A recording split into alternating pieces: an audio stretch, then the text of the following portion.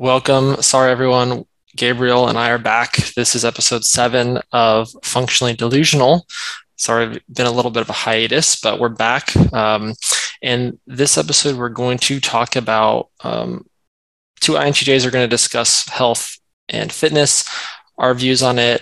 I'm sure some will agree. I'm sure some will, unsubscribe immediately, but, that's fine. I guess just high level, Gabriel, what do you, I guess in your mind, health and fitness, what do you think of? Do you think of like diet, working out? What do you think about? And then I guess, do you have a routine around that?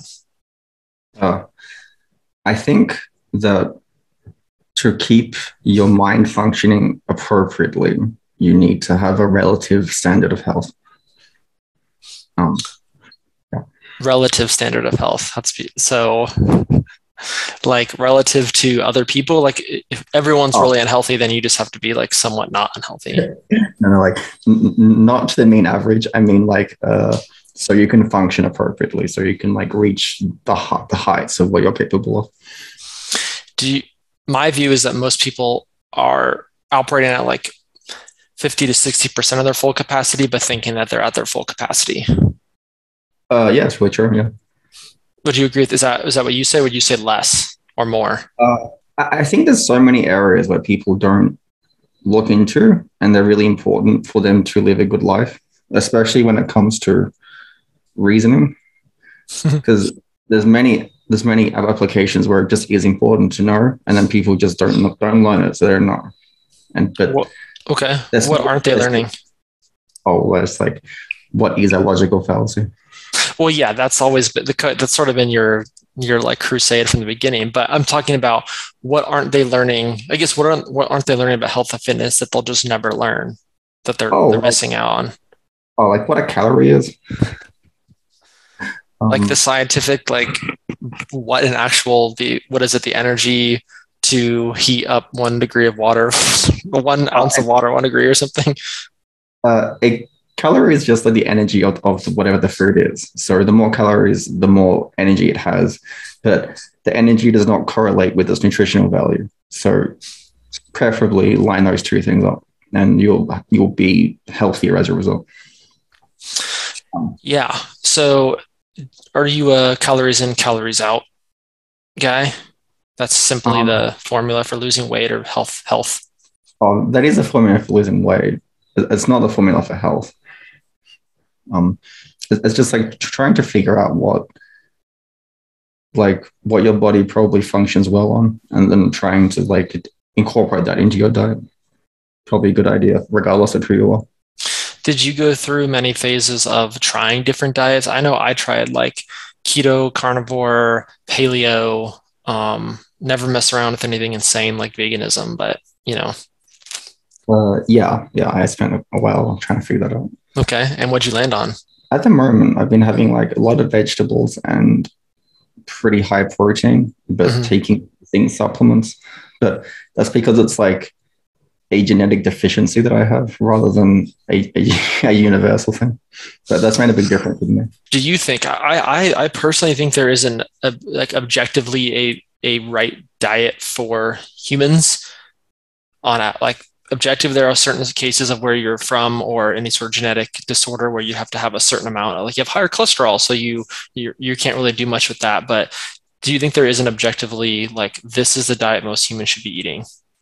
I think it's probably more accurate to say that there is objective diets for humans, but depending on your background and preferences.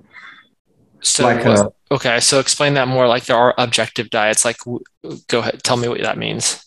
Yeah, so it's we've evolved to be in a relatively specific area of land with our genetic heritage, unless you're a mix of many different genetic heritage, which is possible. But a relatively specific area of land. So you've actually evolved for that specifically. So as a result, people can be equally as healthy on different diets, and if they swap diets, it'll be less healthy. But to be fair, it's relatively slight differences. It's not that extreme. Yeah. So in general, just try to avoid terrible food, and you're probably doing. Well, yeah, but that's the where the propaganda comes in because terrible food is too much fat and red meat that kills you. Whole grains are what keep you strong and healthy. So I think there's like your I guess the definite we have working on different definitions or your definition versus societal's definition are not the same. Yeah, Terrible yeah, foods is like I get what he's saying, but they would go about taking your advice the wrong way. yeah. Yep, you're right. Yeah. So Um, do we need to redefine health food? Like we have to come to a definition of what good food is. I could probably say what to avoid. Yeah. The absence of some things is probably, then if you were there in that parameters, you're probably doing fine. Okay, so give some of your parameters. Um, so if it's something where like the calories massively exceed the nutrient benefit, then probably avoid it. Like a very good example is chips. The like the calories in like fish and chips are enormously high, and it's like if I'm pretty, I might be wrong, so double check this if you're going to take it into consideration. But I think it's roundabout as high as cheese. So imagine having like a handful of chips that is the same calories as a handful of cheese. But if you had the cheese, you have way more nutrients. Now, in previous discussions I've had with you, I think we were talking about ESTPs or SP types or something like that. You had said you've been pretty fascinated with like bodybuilding and weightlifting. Obviously, that's got to be a pillar of health and fitness. Um, do you it kind of the same question is like there are many different models of working out. Do you think there are ones that are like are sold as effective but really aren't, and we really should be focusing on this type of working out over others? Oh, no, because it's all this like you put your body under stress and it makes it stronger. It's like it's good for your heart. Like it's it would be fair to say that doing different exercises will get different results. And if you want a particular kind of result, do a particular kind of exercise. But I like that that. yeah, that's a different topic. They're all healthy. That's a good actually usually I always ask to expand, but I think that is the perfect way to say it is put your body under stress and it will respond and it'll callous itself or it'll get stronger. So I mean, are you powerlifting or what are you doing? Oh, not really. I just kind of go to the gym and derp around a bit. Do what? Derp around a bit. I'm not very serious. So Okay. Do you think that there is a correlation between like your type, like being an INTJ and working out, being healthy, or do you think our type is more likely to like lose track of their health and fitness? okay, so regardless of your type, you will generally ignore your bottom function.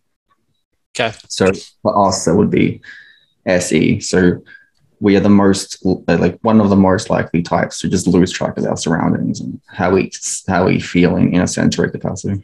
So, yeah. How have you overcome it? I mean, we have to give some advice, be like, okay, how do you overcome that? Sticky pad and just be like, make sure you go outside today and run around. I think I've overcome it by categorizing it as just part of the system. Like I am a system. The system has requirements for what I want to do, therefore do this. Um, so I guess I'm compensating with like TE and NI. Oh, okay. Yeah. Yeah. So it's just that thing. So it's like you're saying like if I'm performing suboptimally, it's because I've neglected this part of the system, like health, exercise, good food.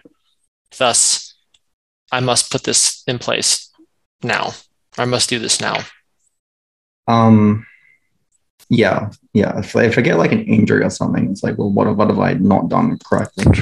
There are some people that that feel hungry if they're not full, and then there's some people that feel hungry if they don't have the right amount of nutrients.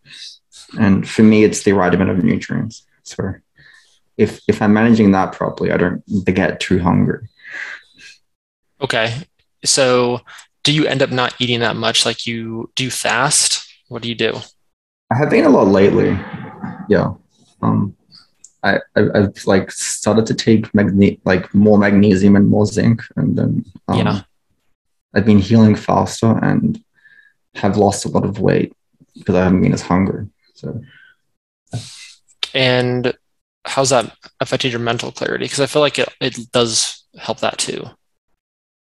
Well, I think what has added to that is actually finishing the book, at least the part where I'm required for it, because to do systems like that requires heaps of just like mental energy, and the more I'm expending, the more I want to like make up for that with food.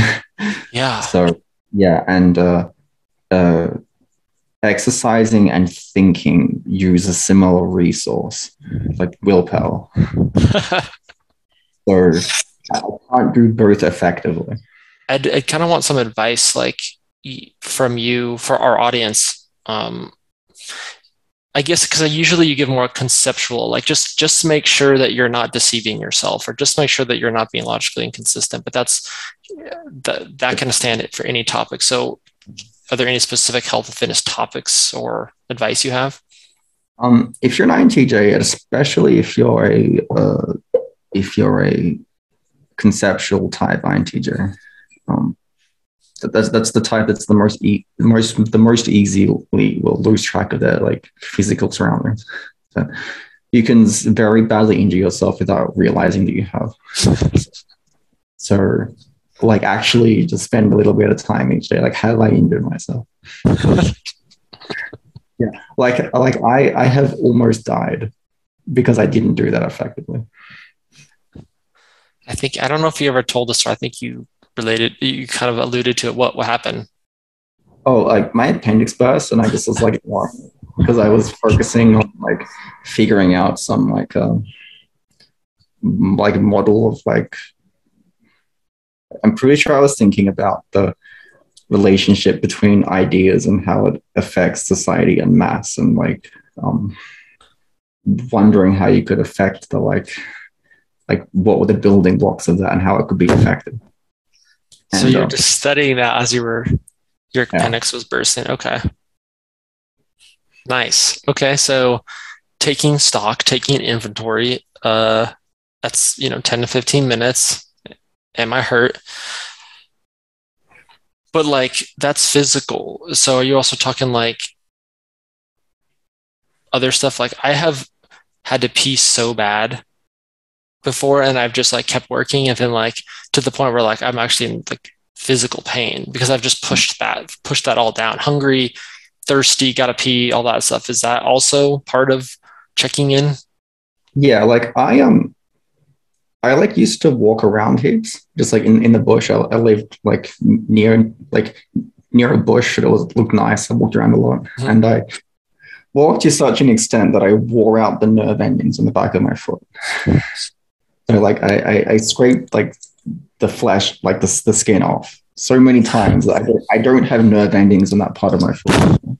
What is the benefit? We should also talk about the benefit of having that ability to ignore those those sensations. What benefit have you noticed? I can like focus my energy on figuring out a thing very effectively. Um, like when that is necessary, it's good to have an INTJ around that can like focus on a thing to the exclusion of everything else, especially if it's important. Is there a certain type that's better at working out or being healthy? Oh I would say yes, the yes, SE types. yeah.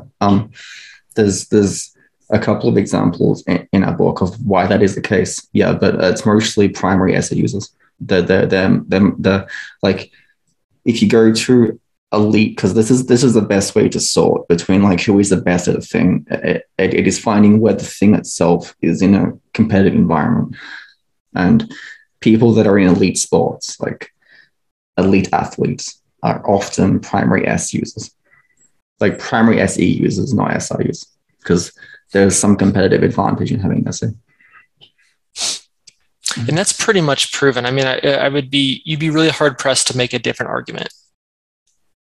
Yeah, Could be um, in their second slot, it could be like theoretically, it could be an ISTP. yeah. They're pretty good as well. Yeah, Okay. it's mostly ESFPs and ESTPs, and Yeah. then like under them is ISFPs and ISTPs. Yeah. Okay.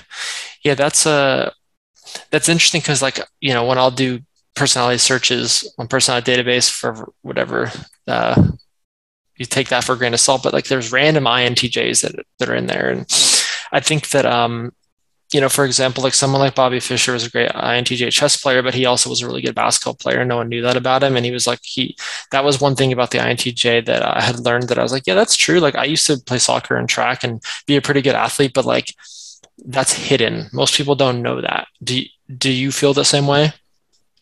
I'm pretty good at sword fighting. I think it's because there's a lot of pattern recognition. Well, of the other, like, if it's the same opponent, right? No, because you can map out like how limbs must operate in a system format and then work against them. You're like, well, the limitations of this limb is this, so thus there can only be this finite amount of ways they can swing at you. Yeah. It's like the human body is a system, and you can take advantage of the system, especially if they aren't familiar with it. Give the audience some last words on health and fitness. I know that we kind of drifted around. It's a good topic, but if there's any last words you want to give, and I'll give my last takes too. Just as a observation on the reason that we're avoiding the subject so much, it's because any type will naturally avoid talking about their loss function. Oh, interesting. If you compare how on track we've been in every other video, this is the least on track one because we're talking about physical things, because it is physically difficult to engage in your loss function.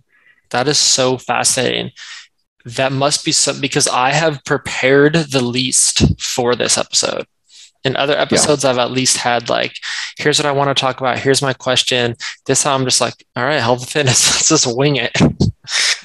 That's interesting. And I guess of all the topics that I would engage with somebody, like I would be the least willing to give advice on physical health, like how to be like exercises to do or put a plan together. Like I wouldn't, even though TE would be good at that, I wouldn't want to be like, all right, here's your workout plan. I'm like, someone else can do that for you. Yeah, as well. We're like regardless of the type you are, you will naturally avoid your loss function. Don't ignore yourself too much because you're ignoring the system that makes you function. If you like to function efficiently, take your physical components into consideration. I love that. My advice would be keto and carnivore are the best diets. I've discovered it. I've tried them all. Fat doesn't make you fat. Cholesterol is okay. Weight heaps so well. What? Yes. Yeah, it is very high in calories. If you were to just inject lard into your veins, you would definitely die. But bacon is not bad. Bacon is like 30 calories, people. It's a nothing. You're not like, you'd have to eat so much bacon to get fat off bacon. There's so many worse things you could eat. I think the way it's treated is bad for you. Oh yeah, the nitrates are bad. If you buy like Oscar Mayer. So not all bacon. Not all bacon, yeah. That's true. Yeah, factory farm is bad. You have a local farmer that's grass-fed, grass-finished. I mean, these are all kind of standard health. Yeah. I wouldn't recommend raw carnivore, just like straight up eating an animal right out of after you kill it. But I think people can be reasonable. So that's my diet. I mean, I'm not overweight. I do have a genetic component where most people in my family are skinny, but I try to eat as healthy as possible as well. So don't message me. I will not give you advice. That's what I want to say. Yeah, I'm also not very qualified in that department. I'll have to do a lot more research to give advice. Absolutely. Well, it was good to see you again. This is episode 7. So hopefully we can get episode 8 out a lot quicker than the gap between 6 and 7. But and then we'll definitely get a interview set up for your book, because that's I know you've been teasing that for a while, but I'm glad it's here now. So we'll talk about that as well. Yeah, well, have a wonderful segment of time. Yes. All right, Gabriel, thanks for joining me. Talk to you guys later. Yeah. That's right. to live without you. Just can't go.